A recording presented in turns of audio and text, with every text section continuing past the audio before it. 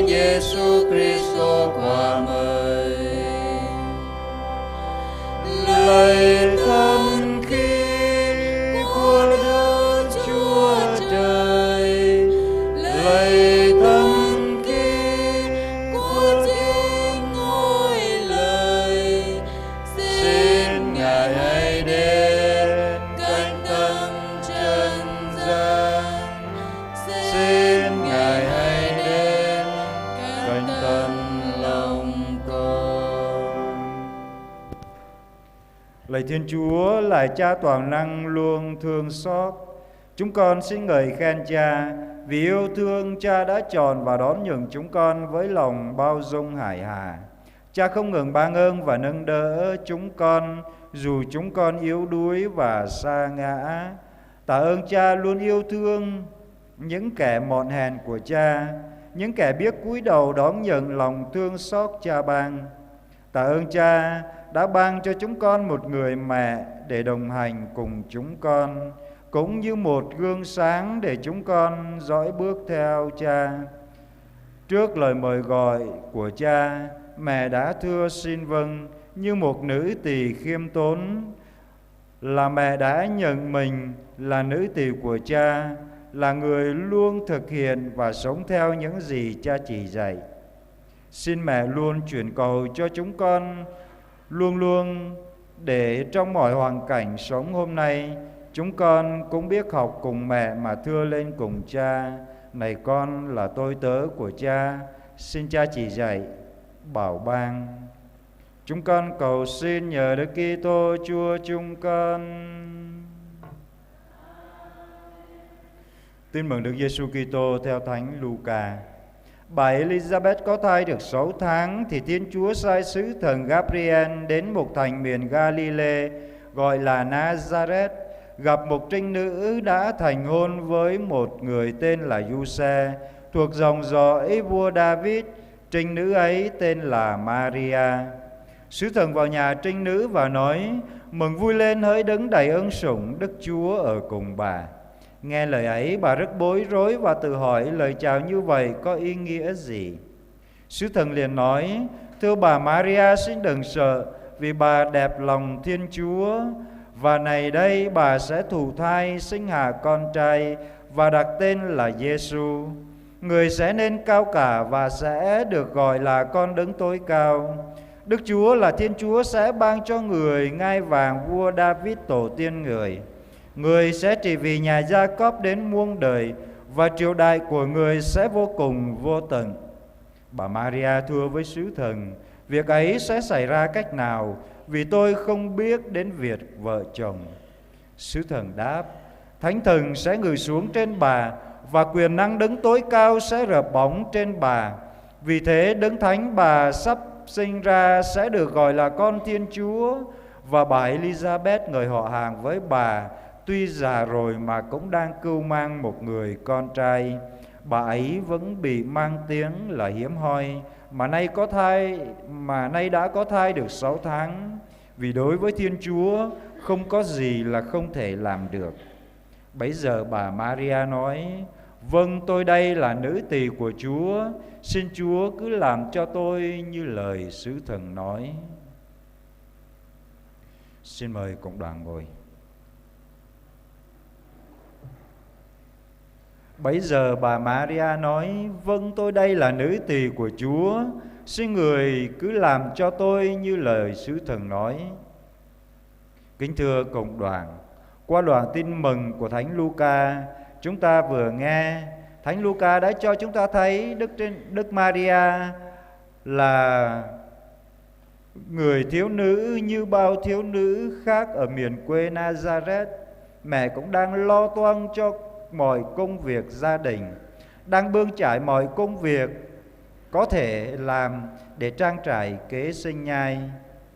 Là con người, Maria cũng lo lắng, cũng suy nghĩ nhiều thứ, nhiều chuyện trong gia đình, cũng như mọi tương quan khác với mọi người chung quanh. Là người nữ trong gia đình, mẹ cũng lo toan hôm nay, ngày mai và nhiều ngày khác nữa sẽ ăn gì và lấy gì mà ăn, sẽ làm gì và phải làm gì để có cái ăn. Trong lo lắng và lo toan và những toan tính, Maria được sứ thần hiện đến, kính chào mẹ cách cung kính, chào Đấng đầy ân sủng, Đức Chúa ở cùng bà. Lời chào của Thiên Chúa qua miệng sứ thần đã làm cho mẹ rất bối rối và ngạc nhiên, đến tự hỏi trong lòng mình lời chào như vậy có ý nghĩa gì. Qua sứ thần, Thiên Chúa báo cho mẹ biết Thiên Chúa chọn mẹ là người đại diện cho cả nhân loại để đón nhận ơn cứu độ. Qua mẹ, Thiên Chúa muốn cứu toàn thể nhân loại đã sa ngã, đã lạc xa tình yêu của Chúa. Khi được giải thích rõ ràng về ý định Chúa muốn nơi mẹ và nhờ mẹ, Thiên Chúa thực hiện ý định của Ngài trên toàn dân, mẹ đã xấp mình đáp: Vâng, tôi đây là nữ tỳ của Chúa, xin Chúa cứ làm cho tôi như lời sứ thần nói. Kính thưa cộng đoàn, để nhận ra ý Chúa trong cuộc đời của mình, mẹ đã bỏ đi cái tôi của mình.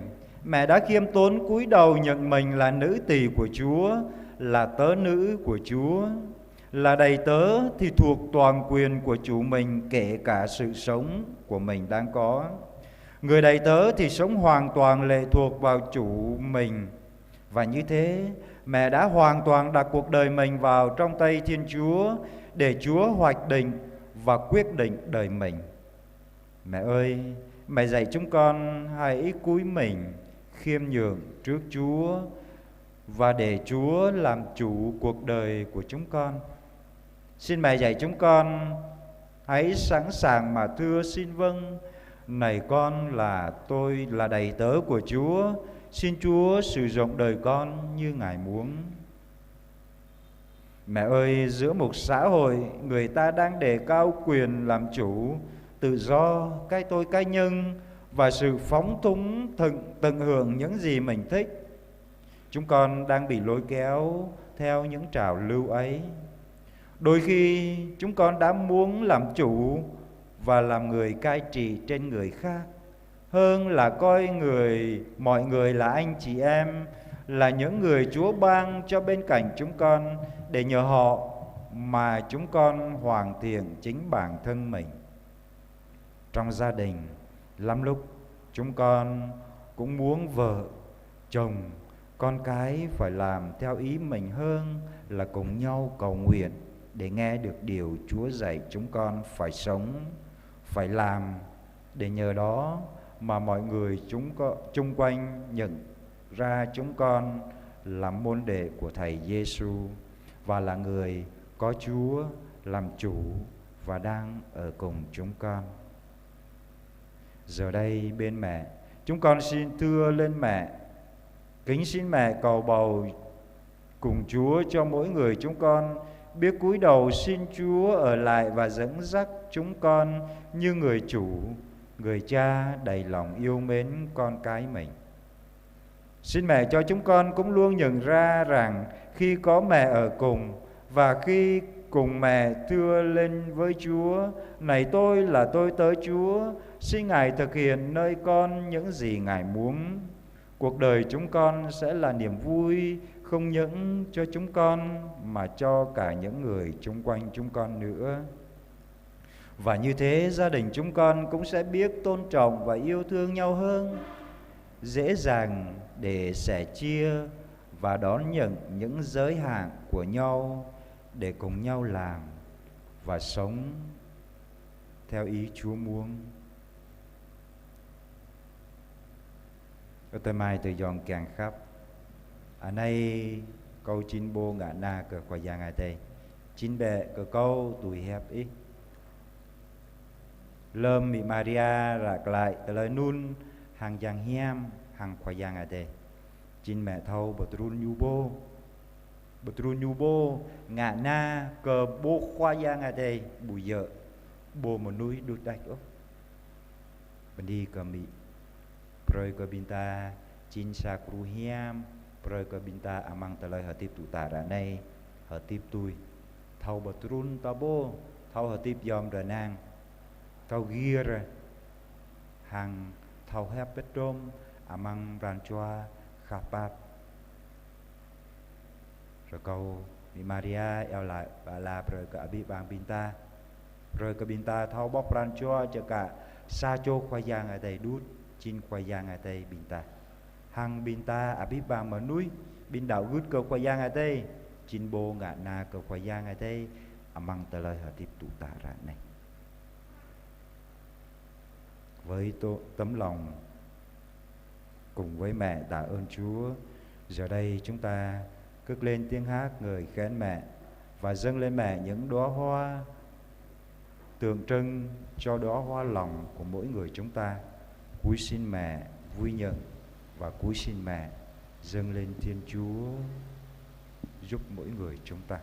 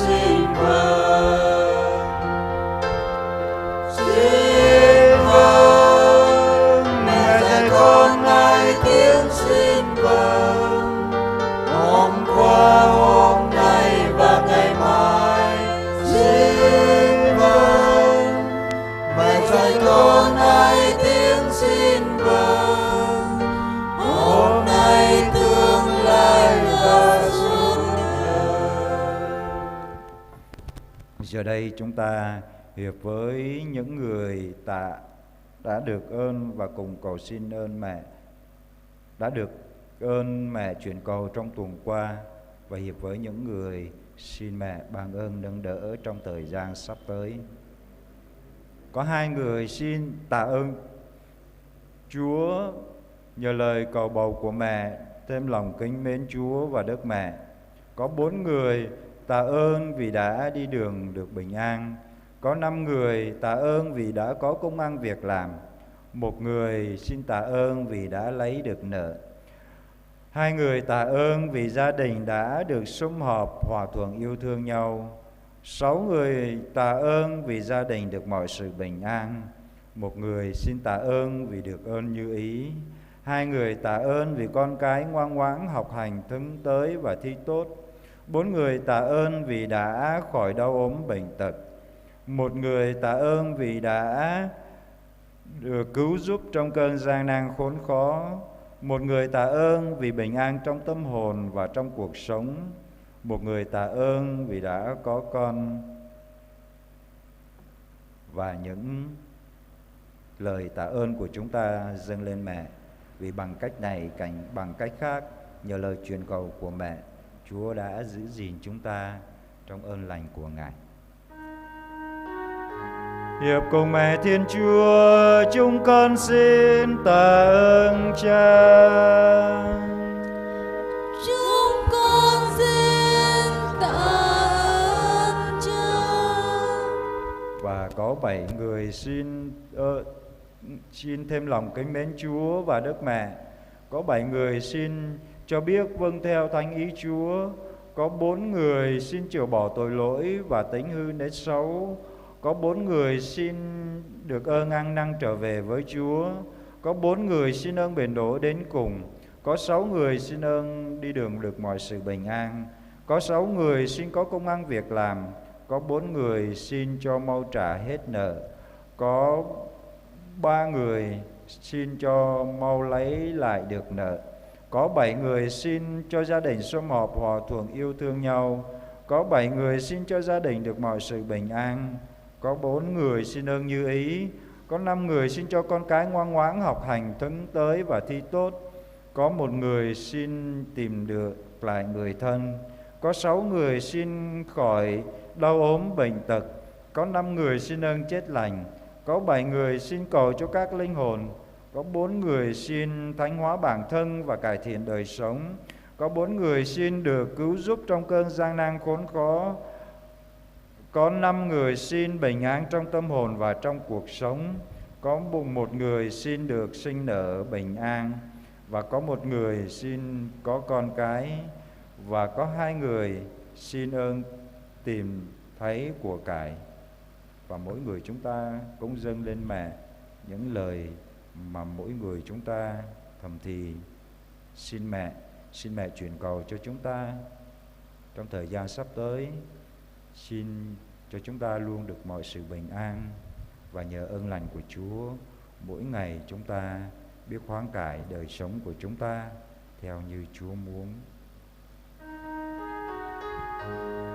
Nhờ lời Đức Mẹ truyền cầu, xin Chúa nhậm lời chúng con. Xin Chúa nhận lời chúng con.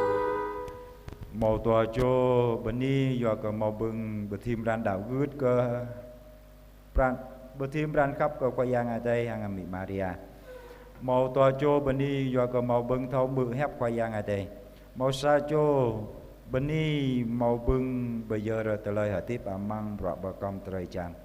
Màu tòa cho beni do cả màu bừng lui từ lời so hàng canu sát ram. Màu tòa cho beni do cả màu bừng thâu học lọc đợi lại hàng khoai giang ở đây. Màu tòa cho beni do cả màu bừng cái chấp tru bờ đút. Màu clau cho beni do cả màu bừng nào hem mang jalan màu từ lời renuk renua.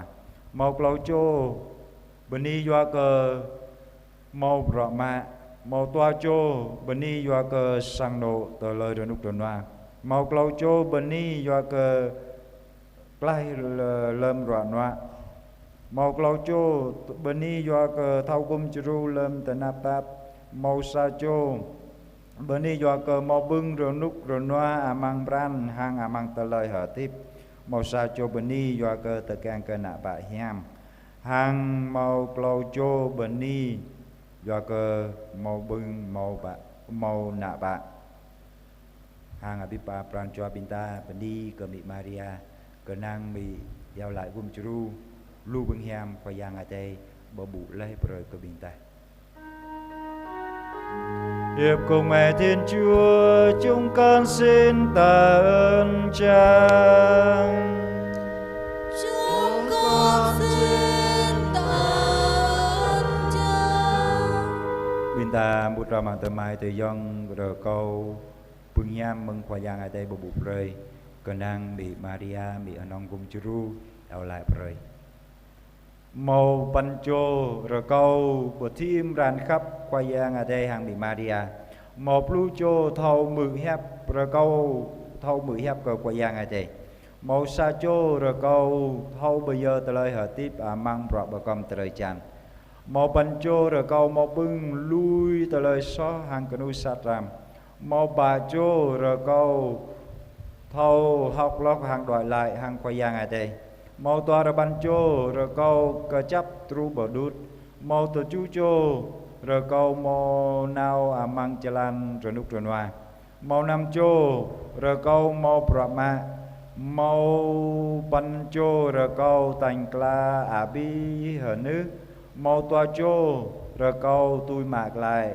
hở nước ở ràng đom màu blue chô rồi câu sang độ bờ góp thâu mút ram kèng khắp màu blue bạc chô rồi câu sang độ màu tờ lời rồi nút đơn hoa hàng màu sa chô rồi câu màu bưng tui nụ kèng màu bạc chô rồi câu anna sang ram đi tui plong chỉnh tru màu sa chô rồi câu buộc lại mà nuôi trẻ cha mà mang phùng duy màu blue toa chô rồi câu clay lâm mang tờ lời roạn noa màu ban chô rồi câu màu bừng dày mà ác màu blue toa chô rồi câu eo lại rồi cơ bin bằng át cho ở dạ bình thà màu toa chô rồi câu bờ hờ chi trời bô bờ pli tờ lời hở tiếp màu tờ chú chô rồi câu màu bưng gum chru lâm tờ nạp tờ nòng màu rờ ma chô rồi câu tờ lời rồi nút rồi noa mang bran hàng mang tờ lời hở tiếp màu toa chô rồi câu màu nạ bạ màu clau chô rồi câu ép lại công ngàn rừng nhạ hàng ở bipran cho binta rồi câu khoa giang ở đây kẻ cây vây lăng rồi cái binta là nào hàng rồi câu bưng hiam khoa giang ở đây bờ bụp rơi cái nàng bị Maria eo lại cung chru binta chin sa chô cái chấp mang ran cho đạo cướp hàng thâu hợp tiếp tui tung tờ lời khoa giang ở đây kiang mang tờ lời hợp tiếp ta bồ tụ tạ ra này nhờ lời Đức Mẹ chuyên cầu xin Chúa nhầm lời chúng con. Xin Chúa nhận lời chúng con. Hàng ngày bị pran cho binta bút ram hàng bị bani cờ bị hàng bờ ư bà an cờ qua giang ngày đây mang tờ lời yêu lại hàng bị Maria bị họ nong cùng chru. Xin mời cộng đoàn quỳ chúng ta đọc kinh tuần cựu nhật kính mẹ hằng cứu giúp.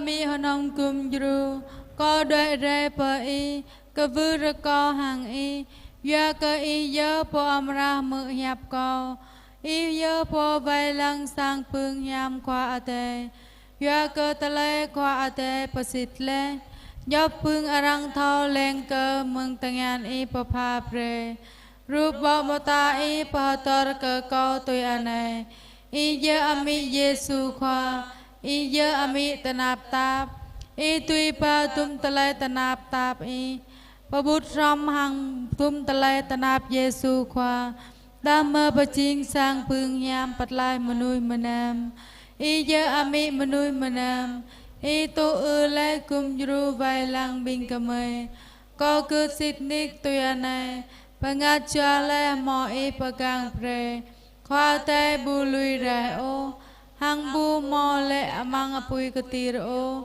hang co cướp xịt nick lê prạn kanang in udi cơ bư cơ bon y xịt co y pagang pre mừng pran cướp anon co đuệ rè bờ y rồi co y pre cơ co chiên po mò pran cho in cơ y nà nào tôi anon co cướp xịt nick co mò phương đạo cướp tru pờ lút hang phương bật lai ami rồi co y pa pre cơ co đà pre cơ co phương co rồi co mừng y amang tua pan re anai Maria cha chi cha ya yong ima chaka tu le anan ami hanong kum jru kyang ke patut pasul prancha bing kemai kenang in ke i hanon ko ke vur ko i kapap kum jru ko na nao amang yap anito ano nao lam yang sat plơ plach lam mau tlai so lam pup tlai tanap amang tlai hatip hang pia ma nyu amang mung chit lo pran mi po tho kapap rồi có y pre có thọ trăng đợi nào per y na nào có cứ xin nick ta có trăng đợi nào per y hơn ngạ pre cơ y che mơ hiệp rồi có y pre có phương dòng phan anh thọ trăng yêu lại hàng y na nào hàng mò pran chua cơ năng in cơ y cả hàng anak sang kyang cơ y mơ hiệp có yêu lại Nama kum juru ko nanau hang pre ko phương đạo cướp cơ chắp tru palut ami anong kum juru re ko i papu pre hiam ko hang yêu lại kum pre ko tu ta ane hang lam mung chit lo pran amen ami anong kum juru re ko i vai lang pakang bing po to ram ko pakang cơ ai ko ting phun cơ khu chunum yang cơ lon ya ko cơ sang ano ko cơ te mai te yong ko cơ bing ayat hang api bang bing potana tôi chunut cơ bing bungat cho to amang ani pa ga mang Maria nong kum jru re ko ing yo la kum pre cơ ko da ơi an phong so po vai lang pakang ko rồi có y kum juru có lâm cả ba thao đệ nào tru pa mi Maria